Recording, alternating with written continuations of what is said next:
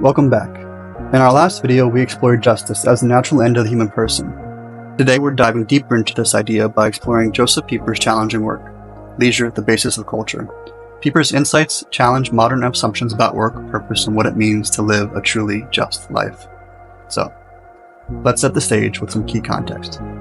Pieper wrote Leisure, the Basis of Culture in a post-war Europe, a time when society was grappling with the trauma of the two world wars, of fascism, and the emerging vacuum filled by communism. Both ideologies defined humanity's purpose in terms of labor. Despite their drastic differences, both fascism and communism seemed to end up at a similar place, idealizing functional work for the good of the state. In this context, Pieper sought to re-examine the foundations of society, drawing on ancient and medieval thought to remind us of humanity's deeper purpose.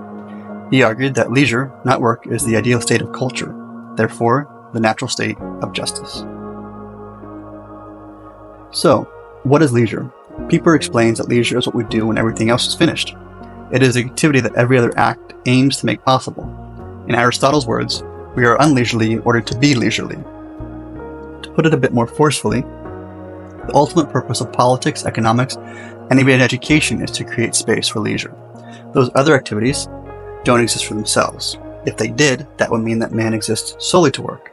At the same time, leisure is not idleness, nor is it merely rest from labor. It's something far greater, a balanced state of contemplation, celebration, and the pursuit of higher goods. For Pieper, leisure represents justice in its fullest sense, the perfection of the human mind and body in communion with others. Pieper's arguments also highlights the historical tension between manual and intellectual work. In earlier eras, intellectual life was considered the premier sphere of human activity. Observation, contemplation, and the search for truth was seen as relaxed yet active states. But modern society, influenced by thinkers like Immanuel Kant, tends to reframe all knowledge as work. Kant believed that knowledge is exclusively discursive. It must be actively acquired, not passively received. Pieper critiques this view, suggesting that it turns the pursuit of truth into a burdensome task, where effort becomes more valued than the truth itself. This mindset, he warns, has shaped our culture to idolize difficulty for its own sake. We see this in the modern glorification of hard work as inherently virtuous, even when the outcomes might be questionable. The danger? We can begin to value effort over meaning, reducing human identity to economic productivity. So, what does he propose? He draws on the classical tradition, particularly Thomas Aquinas and Aristotle, who argued that virtue is not measured by difficulty but by goodness. Effort isn't an end in itself, it's a mean to attain higher goods. For Pieper, leisure is not a rejection of effort but its proper balance. It's the ideal mean between two extremes, excessive work which dehumanizes us and idleness in which we slowly decay and decompose in both body and mind. Leisure allows us to flourish by creating space for contemplation, relationships, and celebration. Ultimately, Pieper connects leisure to culture itself. He argues that true culture exists for leisure. In fact, the very word culture is related to cult, a term rooted in religious veneration and public celebration. Without leisure, there can be no culture, and without culture, there can be no justice.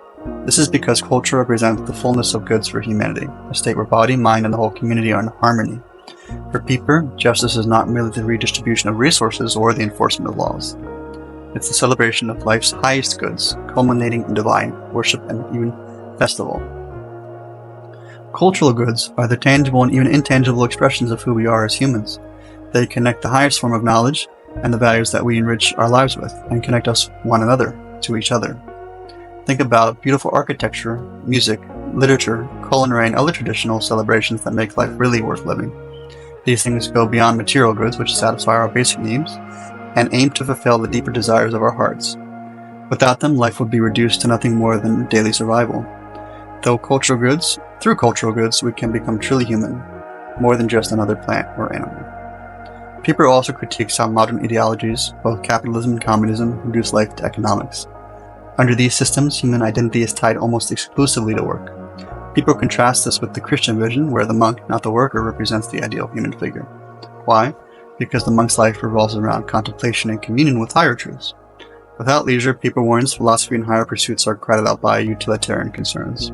This tension can be seen in today's debates over education, instead of focusing on vocational training or liberal arts. People would argue that without the liberal arts, we might lose sight of our ultimate purposes as humans. His vision of justice culminates in an unexpected conclusion. The highest human activity is celebration. For him, the end of the human person is not endless labor or even endless rest, but festival. Festivals are moments where we step outside the demands of daily life to recognize and celebrate the transcendent. Divine worship, Pieper argues, is the ultimate festival, the fullest expression of human justice and culture. So, where does this leave us? Leisure, as Pieper describes it, is not mere relaxation.